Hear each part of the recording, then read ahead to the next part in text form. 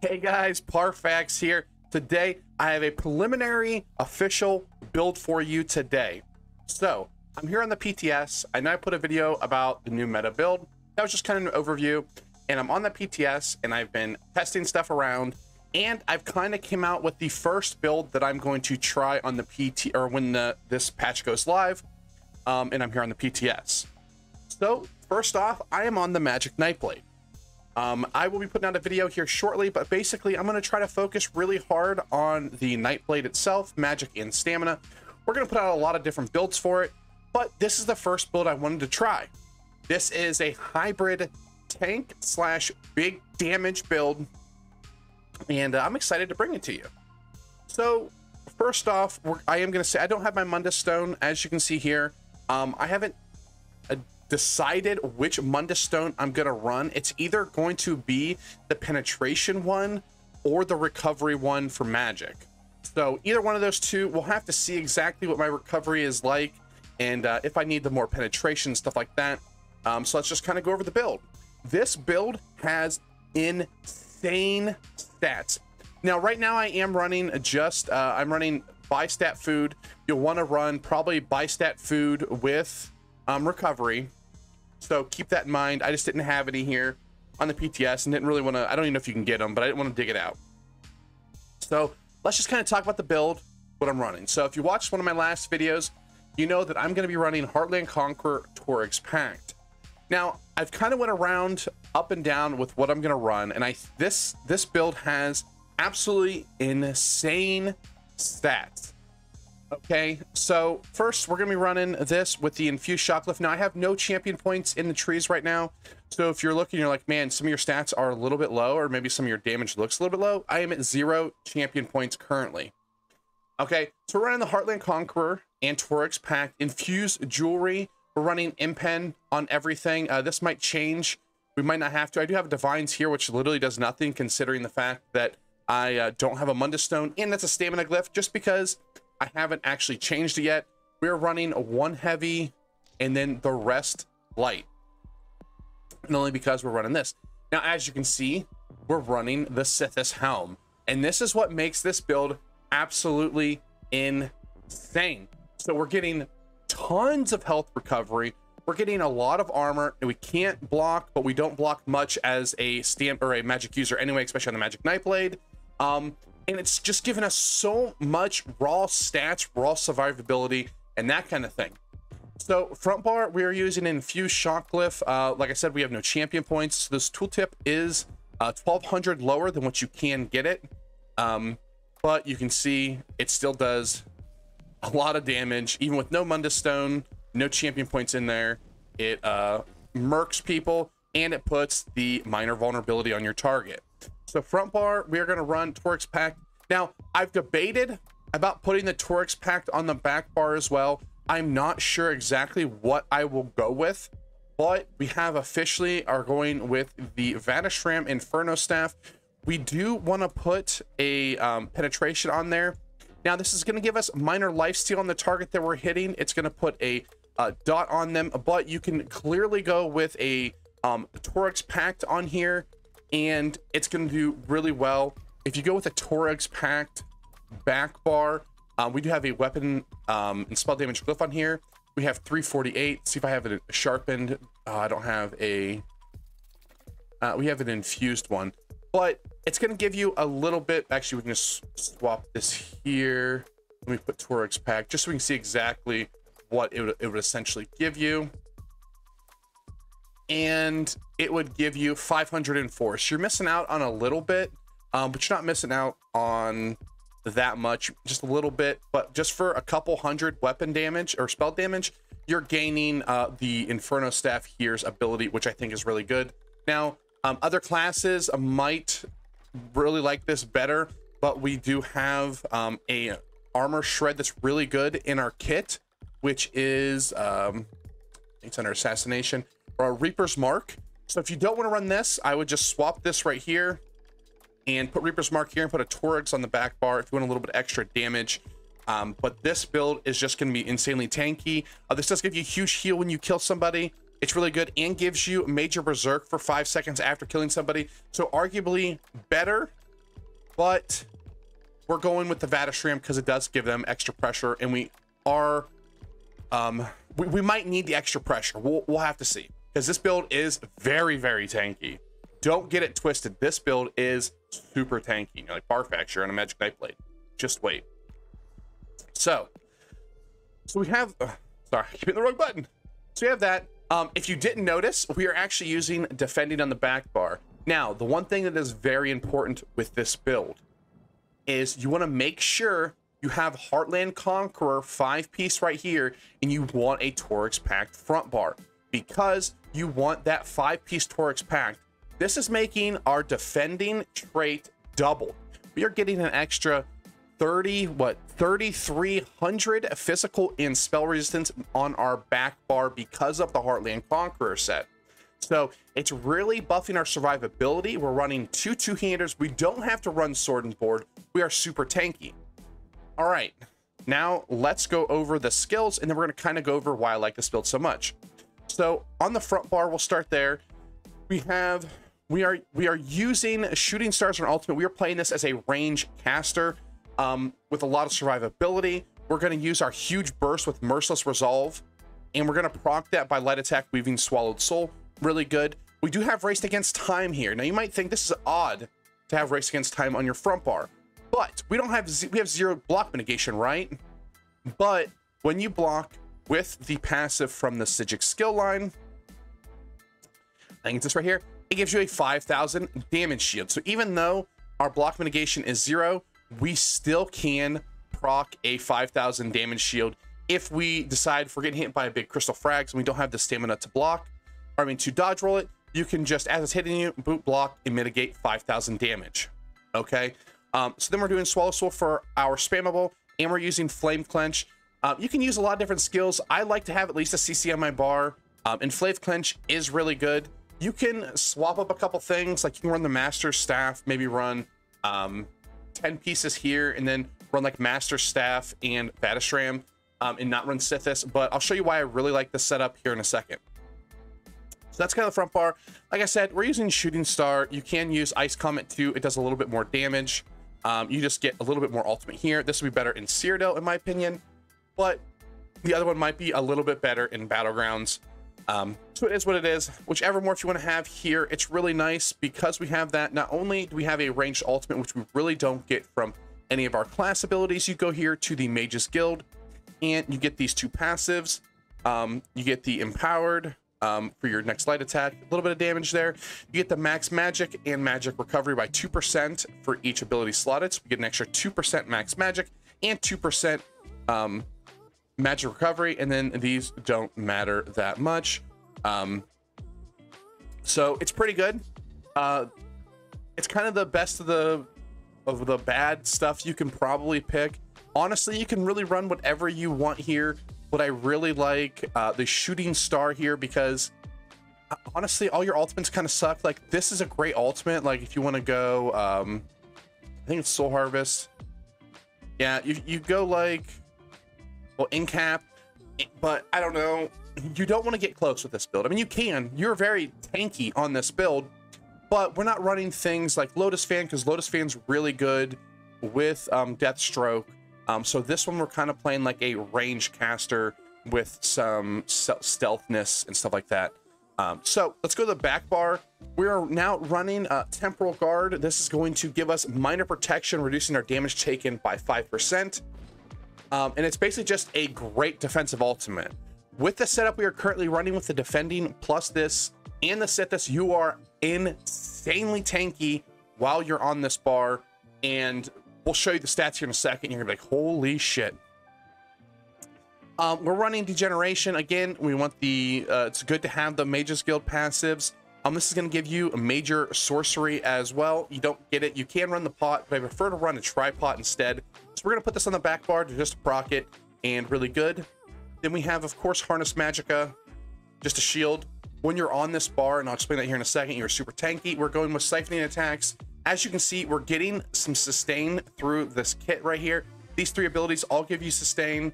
Well, 4 abilities technically, because we get 2% magic recovery from here. So you have a lot of sustain on this bar, a lot of tankiness. We get magic lifesteal from here, some more magic sustain. if you have this up, you get hit, you get more magic back. And then with this slotted, you get magic back as well. So, and then of course we have Shadowy Disguise, which is great. So now I have the skills. Let's look at the stats. You might have seen it because I did go past the stat page, but let's bring it up. Mind you, I don't have a Mundus Stone. So first, let's look at our health recovery. Our health recovery is 1587. Our health recovery right now is absolutely insane. It's just, that's a lot of health recovery. And we have things like Swallow Soul to help you get your resources back. You know, you can hit that to get some life back. If you want to run a resto back here, if you swap off of running Vatashram back bar, you can run the Vatashram resto as well. And maybe swap off degeneration for it. Instead of running tripods, just run the spell crit, spell damage type of pots, maybe like movability or something like that. You want major sorcery on it. Other than that, major sorcery magic, and then use whatever you want. And you can run that and you swap those two out for like rapid regeneration. Okay. So yeah, so we have very big health recovery. We only have 908 magic recovery. Now remember, we are getting a lot of magic recovery through these right here. I mean, you are seeing this. But we will be running magic recovery food for sure. But this is part of the reason why I think I might go a magic recovery Mundus Stone. I think it's the Apprentice or something like that. Just so that we can really pump up that magic recovery and be super sustainable. We have 34,000 magic. Now remember, this is also with no champion points. This is what you're going to have in no champion point BGs. But you're going to have a lot more than this if you're running in Cyrodiil. At least in the BG campaign. And yeah. So then we have 3298 spell damage. This gets pumped up to, with major sorcery in the back bar, we get up to almost 4400. Okay, let's kill these guys. Look at that Vatashram proc. Ooh, ah! And dead. So yeah. So like I said, it's really good, but kind of, you know, you want that major sorcery for sure, and the recovery is a little bit lacking. We have a 1,000 or 10,000 spell penetration, but we are running the weakness or the elemental drain here that reduces their resistances as well. So that really helps there. We kind of need it. You can run the Mundus Stone that gives you the penetration, but I'm thinking with where am I at here? With 16,000 penetration, that's going to be enough to basically nuke down anyone. And we have 28,000 health, and we, like I said, we have no champion points. We have 28,000 health with 64 points into magic recovery. It's really good. And the big thing here is look at our resistances. Without proccing a major resolve, we have 27,000 spell resistance, 21,000 physical resistance on our back bar. If we hit a shadow click ability or shadow ability here, we go up to 33,000, which is cap on spell, and 27,000 resistance on physical. And we still have our 1587 health recovery. You are super, super tanky. If you want to put rapid regeneration on your bar, I 100% understand. That would make you, I don't want to say unkillable because nobody's unkillable, but it'll give you a lot. You can even run, if you really want to, the Mundus Stone that gives you resistances, but you really don't need it.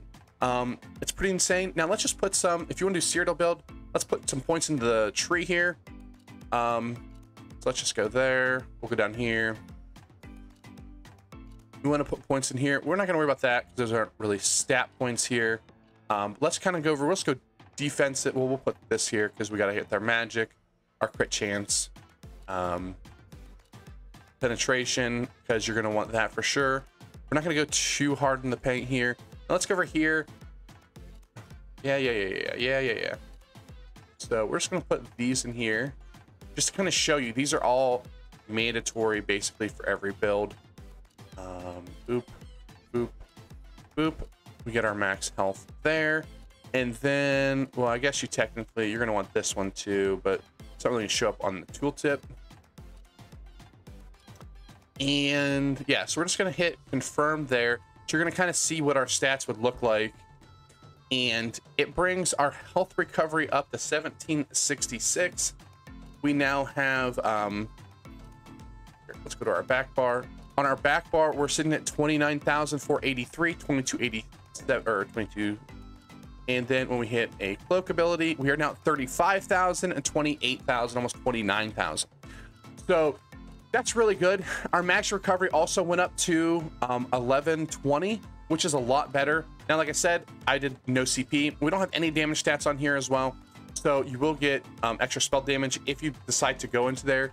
But honestly, you're really just going to want to go something like this. You obviously want more crit damage. You want your single target. We don't really need damage over time. We definitely want to pump up our direct damage. And then maybe do something like... I guess you could do this. So let's put these 4 in here. These aren't necessarily what you have to do. These are just kind of to look at what you can do. And let's... I don't think I... Oh, confirm it. Okay. So let's look at the stats here. Now it looks even better. Look at our max health, our max magic, our spell damage. I guess our spell damage really didn't change that much. But our resistance is, it's a very well fleshed out build. You will even get more. So if we go in here and we just put in all of our passives, so you can kind of see what eventually this will look like.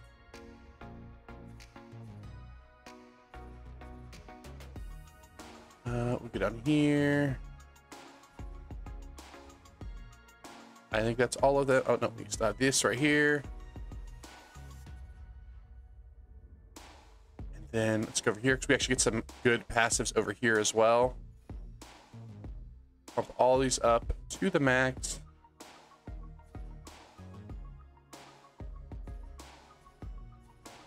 There's also a very cool node in here. Where is it at? Is it this? Yeah, you can also gain 30 health recovery for every 10 ultimates you have. So if you don't want to run this, you want to be kind of like cheeky, you could run this. I do suggest maybe this, or maybe you want to take off some armor. Now, it's going to make it to where you're going to really want to keep your ultimate, but it can really make sure that you have a lot of ultimate on your back bar. So let's say you want to take off... No, we definitely want that one. This... Wait. Max health, armor, yeah. Let's take off that. We'll put that in there.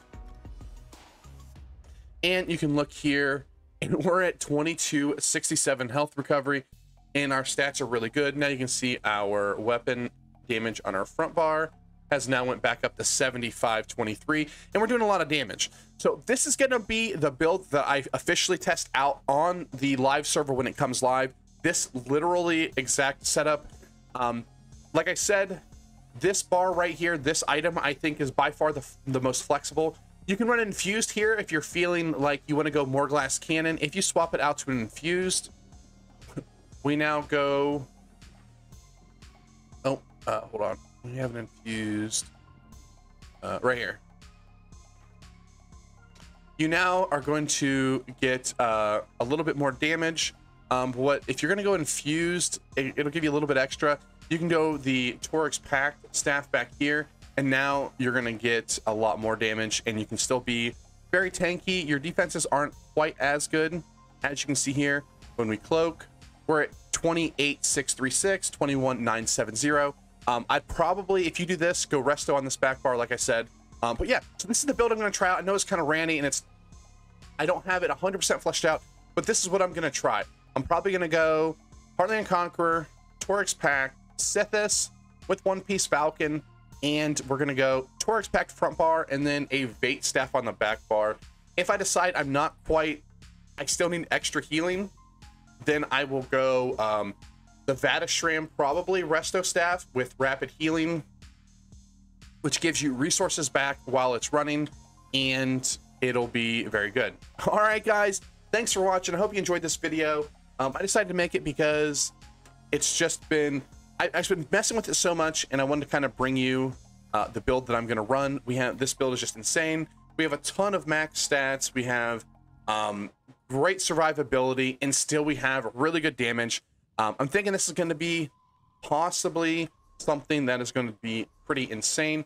This helm right here is absolutely bonkers. It gives you so much damage reduction for no cost. Yes, you're like, oh, block cost is 0. How many times do you actually block? I think this pairs insanely well with the Heartland Conqueror set, with running a whatever you want on the front bar via sharpened, Nirnhoned, infused, and then back bar defending. This just makes, when you're on your back bar, makes you incredibly tanky. I'm going to be doing this on multiple setups. I cannot wait to get to sit this helm. I'll probably have to transmute it a couple times because I'm going to want it on multiple builds with different enchants. I might just run a triglyph, run it on everything.